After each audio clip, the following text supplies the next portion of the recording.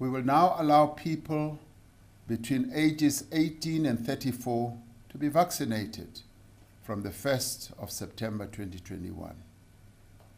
This will be in addition to age groups that are currently eligible, which is everyone over 35 years of age.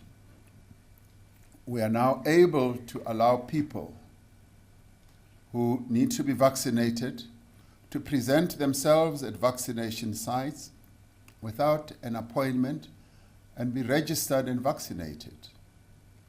This substantial increase in the rate of vaccination is made possible by improvements in the supply of vaccines.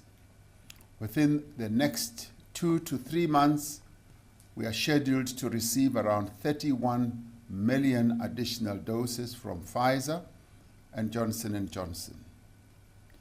The process of acquiring more vaccines from other manufacturers, such as the Chinese vaccine and others, is underway.